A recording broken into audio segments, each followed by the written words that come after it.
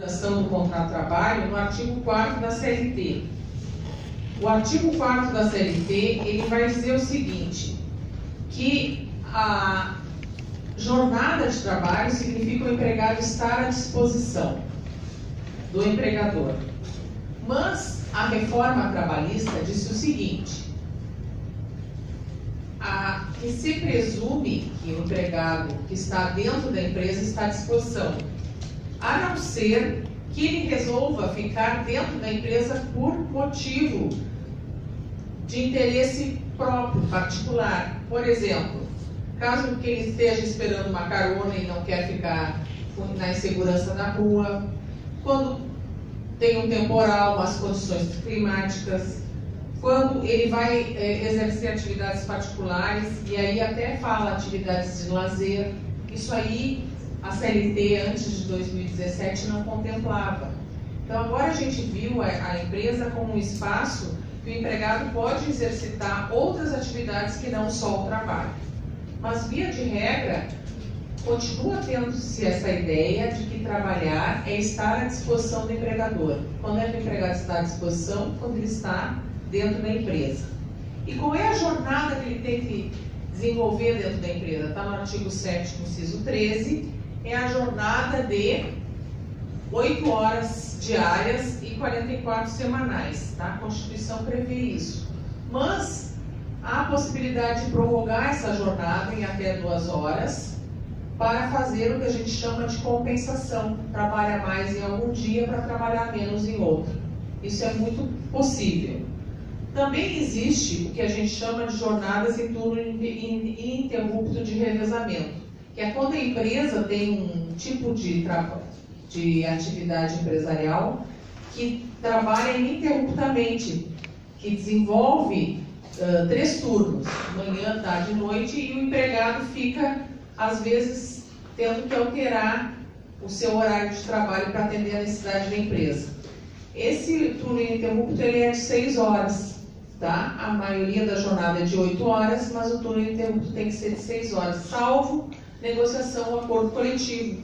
Isso aqui também está no artigo 7º, inciso 14 da Constituição Federal. A prorrogação da jornada, ela vai significar que o empregado vai então trabalhar mais 2 horas por dia, mas essa prorrogação tem que ser por escrito, tá? Então é necessário que o empregado concorde com a prorrogação.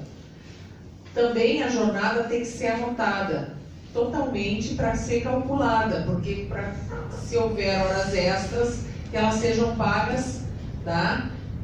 Na seguinte forma, pode ser descontado 5 minutos da batida no início, tá? E 5 minutos da batida ao final.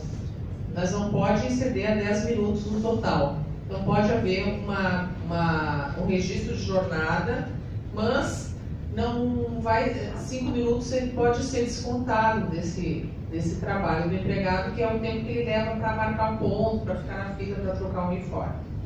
Também existe a compensação de jornada, que a nossa CLT prevê que seja feita por acordo. Agora, a reforma trabalhista fala em acordo individual, mas até a reforma, o acordo só poderia ser coletivo, ou seja, só se os sindicatos autorizassem essa compensação. Agora isso mudou um pouco com a reforma. Depois, há alguns empregados que ficam fora do controle de jornada, ou seja, que não tem essas 8 horas de trabalho. Quais seriam? Seriam os empregados que exercem cargo de confiança, mas não é qualquer cargo de confiança, é um cargo de confiança que seria uma confiança excepcional do empregador, para aquele empregado. Tá? Teria um cargo gerencial bem importante. Esse empregado significa que ele já recebe mais e que, portanto, ele poderia, em tese, fazer horas extras, tá? Já que ele tem essa confiança do empregador. E os trabalhadores de atividade externa. Também a CLT criou, agora com a reforma, um outro tipo de trabalhador externo, que é o teletrabalhador. Ele não tem controle de jornada, também, pelo artigo 62. Então, antes a gente só tinha 2 hipóteses, que era o gerente e o trabalhador externo. Agora a gente tem o trabalhador externo, o gerente e mais o teletrabalhador, tá? Então é mais uma hipótese. Uma outra situação muito importante com relação à jornada são os intervalos do empregado. O intervalo para quem trabalha até 6 horas é um intervalo de 15 minutos. E acima de 6 horas é o intervalo de 1 hora. E esse intervalo não conta na jornada, tá? Ele tem que ser descontado da jornada. Algumas atividades têm intervalos especiais, que são os digitadores, que a cada 90 minutos de trabalho deveriam fazer um intervalo de 10 minutos, tá bem?